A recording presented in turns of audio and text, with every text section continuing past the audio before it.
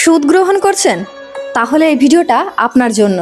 সুদ গ্রহণ করার বিষয়ে আমাদের সনাতন শাস্ত্রে কি বলা হয়েছে এবং বিভিন্ন আচার্যরা এই বিষয়ে কি বলেছেন।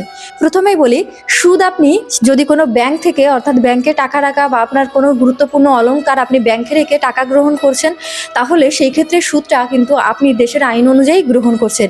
এখানে ধনী গরিব সবার জন্য কিন্তু নিয়মটা কিন্তু একই, অর্থাৎ এটা দেশের একটা আইন অনুযায়ী প্রচলিত। আর একটা সুদ আছে, যেটা হচ্ছে আপনি কাউকে 500 টাকা ধার দিয়ে তার কাছ থেকে 25% বা 50% আপনি তার কাছ থেকে মুনাফা নিচ্ছেন।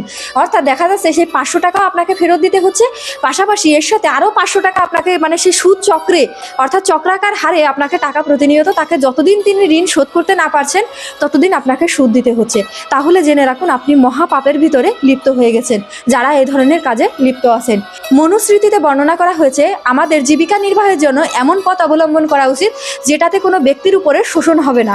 কিন্তু শাস্ত্র অনুযায়ী বলা হয়েছে, কোনো ব্যক্তিকে ঋণ দেওয়ার পরে তার কাছ থেকে যদি আরও চড়া সুদ বা মুনাফা গ্রহণ করা হয় তাহলে সেটাকে বলা হয় পাপ, অর্থাৎ শাস্ত্র বিরুদ্ধ।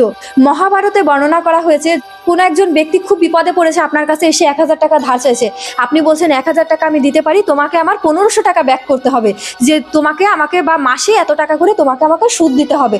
তো এই যে আপনি মানুষের বিপদের সুযোগ নিয়ে টাকা ইনকাম করছেন, এই টাকা যদি গ্রহণ করে থাকেন তাহলে জেনে রাখুন, আপনি কখনোই সুখী হতে পারবেন না। না আপনার বংশ সুখী হবে, না আপনার সন্তানেরা ভালো থাকতে পারবে, না আপনার পরিবারের কেউ সুখে থাকতে পারবে। আপনি যেভাবে মানুষকে শোষণ করে টাকা গ্রহণ করবেন, সেভাবেই প্রকৃতি আপনাকে শোষণ করে সেই টাকাগুলো নিয়ে যাবে। নারুস্মৃতিশাস্ত্র, অর্থনীতিশাস্ত্র, এমনকি চাণক্য নীতিশাস্ত্র, বিভিন্ন জায়গায় কিন্তু এই সুদের বিষয়ে এইভাবে বলা হয়েছে।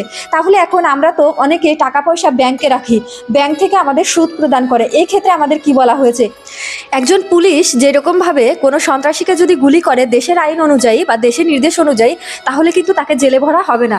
কিন্তু একজন সন্ত্রাসী যদি পুলিশকে গুলি করে তাহলে কিন্তু সেই সন্ত্রাসীকে কিন্তু ফাঁসিতেও দেওয়া হতে পারে।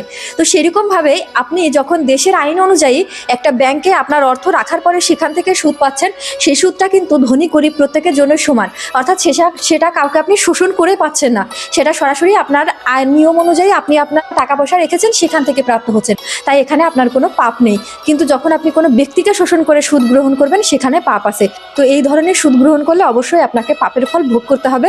কিন্তু কোনো ব্যাংকের মাধ্যমে সুদ গ্রহণ করলে সেখানে পাপ নেই। এটা আমি বলছি না, এটা প্রেমানন্দ মহারাজ থেকে শুরু করে বিভিন্ন আচার্যরা কিন্তু এই বিষয়ে বর্ণনা করেছেন। চাইলে আমাকে বলতে পারেন, আমি প্রমাণ সহ আপনাদেরকে দেখাতে পারি। আমার কাছে সবচেয়ে মোস্ট ডিমান্ডিং যে কোশ্চেন ছিল সেটা এটা, যে মাতা যে সুদ গ্রহণ করা কি পাপ। তো আমি আপনাদেরকে ডিটেলস ব্যাখ্যা করে দিলাম। এখন বাকিটা আপনার সিদ্ধান্ত যে আপনি সুদ গ্রহণ করবেন কোনভাবে। হরে কৃষ্ণ।